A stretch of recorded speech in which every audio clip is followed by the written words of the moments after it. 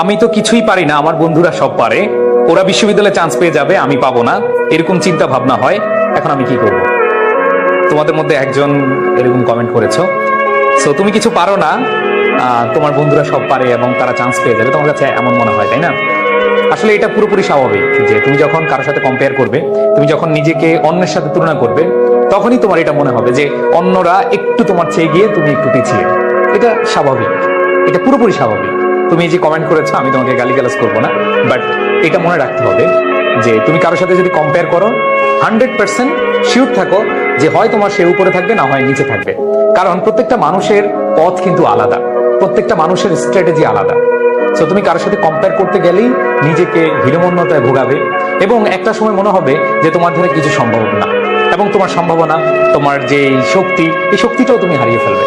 তো আমি এই ক্ষেত্রে তোমাকে অবশ্যই বলবো যে কমেন্টটা করেছো, প্রথম কথা হচ্ছে তোমার আত্মবিশ্বাসের অনেক বেশি অভাব রয়েছে, তুমি আত্মবিশ্বাসহীনতায় ভুগছো।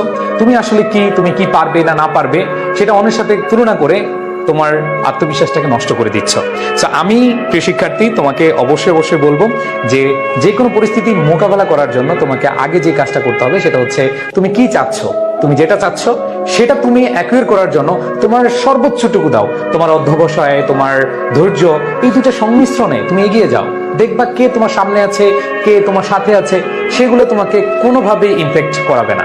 আমি অবশ্যই অবশ্যই বলবো যে তুমি আত্মবিশ্বাসহীনতায় ভুগছো, তোমাকে অবশ্যই এটা পরিহার করে দিতে হবে। বুঝাতে পেরেছি? আর দ্বিতীয় যে ব্যাপারটা সেটা হলো তোমার নিজের মধ্যে যে শক্তিটা আছে, সেই শক্তিটাকে তুমি সর্বোচ্চটুকু ইউটিলাইজ করো। অবশ্যই প্রত্যেকটা মানুষের কিছু ইনার স্ট্রেংথ রয়েছে, যে স্ট্রেংথের মাধ্যমে মানুষ তার অসাধ্যকে সাধ্য করতে পারে। তাহলে তুমি নিজে যে কাজটা করবে সেটা হচ্ছে তোমার মধ্যে কোন কোন জায়গায় স্ট্রেংথ আছে সেটাকে আইডেন্টিফাই করো, এবং সেই স্ট্রেংথ অনুযায়ী তোমার মাঝে যেখানে যেখানে উইকনেস আছে সেই উইকনেসটাকে কাটানোর জন্য সর্বোচ্চটুকু দাও। কিন্তু মানুষের সাথে কি করবা না, কম্পেয়ার করবা না।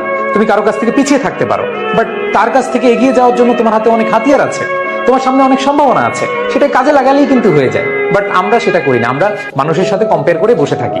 এটা মাথায় রাখতে হবে, কোনোভাবেই কম্পেয়ার করে বসে থাকা যাবে না। এই জন্য তোমাকে তৃতীয় যে কাজটা সেটা করতে হবে, সেটা হলো পরিকল্পনা। তুমি দেখো তুমি কি চাও।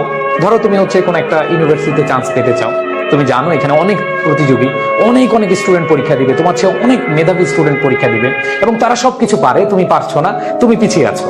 তুমি পরিকল্পনা করো যে তোমার যেখানে যেখানে পিছিয়ে থাকার বিষয়, সেই বিষয়গুলোকে তুমি ফোকাস করে নিজের সর্বোচ্চটুকু দাও। দেখবে একটা সময় অন্যদের তুলনায় তুমি অনেক বেশি এগিয়ে যাচ্ছ, এবং তোমার যে আফসোস আজকে দেখলাম, সেই আফসোসটা কিন্তু তোমার কি হয়ে যাবে, নিমেষেই শেষ হয়ে যাবে।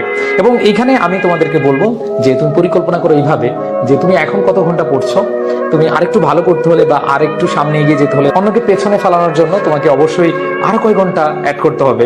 মানে এই বিষয়টা তোমার অবশ্যই কি করতে হবে, হ্যাঁ, এটা নিজে থেকেই তোমার চেষ্টা করতে হবে। এই জন্য তোমাকে আজকে থেকেই পরিকল্পনা দিয়ে শুরু করে দিতে হবে, তোমাকে লড়াই করতে হবে, তোমাকে সংগ্রাম করতে হবে, এর বাইরে কিছু না। না হলে তোমার এই সারা জীবনের আফসোস, আক্ষেপ কিন্তু থাকবেই। এখন এই কথাটা বলার পরে অনেকের কাছে মনে হবে তাহলে ভাই আজকে থেকে শুরু করব।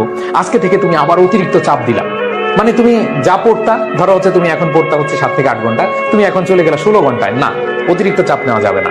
অবশ্যই slow and steady wins the race. তুমি আস্তে আস্তে আস্তে নিজেকে ইমপ্রুভ করো। এমন তো নয় যে তুমি যে কাজটা করতে যাচ্ছ, তুমি ধরো পরীক্ষা দিতে যাচ্ছ ঢাকা বিশ্ববিদ্যালয়ে, সেটা কালকে পরীক্ষা, এরকম না। আর কালকে পরীক্ষা হলে তুমি এরকম কম্পেয়ার করতে না যে অনেকে এগিয়ে গেছে।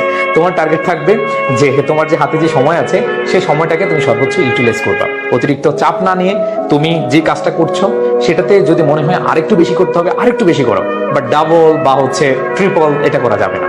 আর আমি আরেকটা বিষয় তোমাদেরকে বলবো, কখনোই এই কথাটা মাথায় আনা যাবে না। তুমি যেহেতু আজকে কমেন্ট করেছো, তোমাকে আমি কিছু কথা বললাম, বাট আমি তোমাকে আজকে থেকে বলে দিচ্ছি যে তুমি আমার এখানে যে কমেন্টটা করেছো, তোমার বন্ধুরা সব পারে, তারা এগিয়ে যাচ্ছে, এটা আর কখনো তুমি বলবা না, মুখেও আনবা না, কমেন্টও করবা না।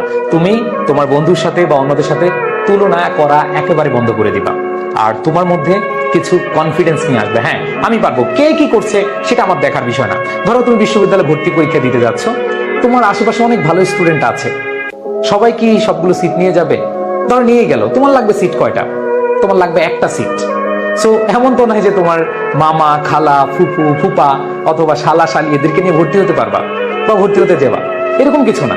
তোমাকে মাথায় রাখতে হবে যে তোমার দরকার একটা, তুমি একটার জন্যই চেষ্টা চালিয়ে যাও, এরপরে বাকিটা তোমার দেখা যাবে রেজাল্টের পরে কে এগিয়ে আছে কে পিছিয়ে আছে।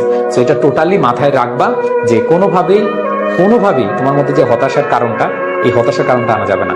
সো দিন শেষে যারা হতাশ হবা তারাই কিন্তু শেষ হয়ে যাবা। মনে রাখবা, ডিপ্রেশন, টেনশন তোমার এখন বড় শত্রু, এটা টোটালি মাথা থেকে বাদ দিয়ে দিতে হবে।